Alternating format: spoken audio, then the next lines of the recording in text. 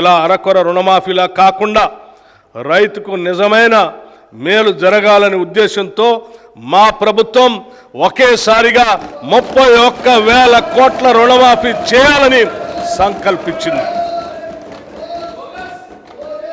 చేతగా నమ్మకు మాటలు ఎక్కువ అన్నట్లు రుణమాఫీలో పూర్తిగా విఫలమైన గత ప్రభుత్వ నాయకులు మా చిత్తశుద్ధిని శంకిస్తూ ప్రజలను తప్పుదోవ పట్టించేందుకు శతవిధాలా ప్రయత్నించారు.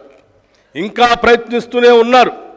డిసెంబర్ 12, 2018 సంవత్సరం నుండి డిసెంబర్ 9, 2023 వరకు ఉన్న రుణాలన్నింటికీ రుణమాఫీ వర్తింపచేస్తూ అత్యంత సాహసోపేతమైన నిర్ణయం తీసుకున్నాం. తీవ్ర ఆర్థిక సంక్షోభంలో అధికారం అందుకున్న మేము తగిన ప్రణాళికతో పొదుపుతో ఇచ్చిన మాట ప్రకారం 2 లక్షల రూపాయల రుణమాఫీకి అవసరమైన 31,000 కోట్ల రూపాయలను సమీకరించుకుంటున్నాం. జూలై 18న 1,00,000 రూపాయల వరకు ఒకటేసారి రుణం ఉన్న 11,34,000 రైతన్నలకు 6,035 కోట్ల రూపాయలు రుణమాఫీ మొత్తాన్ని వారి ఖాతాల్లో ఒకేసారి జమ చేశాం. 2 లక్షల రూపాయల వరకు రుణం ఉన్న మిగతా రైతులకు కూడా అతి త్వరలో రుణమాఫీ జరుగుతుంది. కాంగ్రెస్ మాట ఇస్తే శిలాశాసనమని రుణమాఫీ అమలుతో మరొక్కసారి రుజువైంది. ఈ రుణమాఫీతో తీవ్ర నిరాశలో ఉన్న రాష్ట్ర అన్నదాతల్లో భవిష్యత్తుపై తిరిగి ఆశలు చిగురించాయి.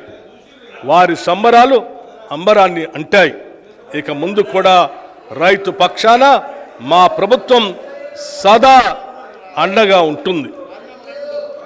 రైతు భరోసా గత ప్రభుత్వం అమలు చేసిన రైతు బంధు పథకం కింద 5 సంవత్సరాల్లో 80,440 కోట్ల రూపాయలు ఖర్చు చేసింది.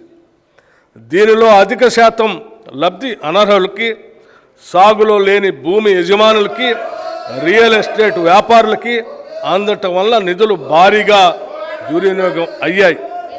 గత ప్రభుత్వం చేసిన ఈ నిర్వాహకం వల్ల ప్రభుత్వ సొమ్ము నిరుపయోగమైంది. గత ప్రభుత్వం వారు రూపొందించుకున్న నియమ నిబంధనలను వారే తుంగలో తొక్కారు. ఇది చాలా శోచనీయం మరియు క్షమించరాని నేరం.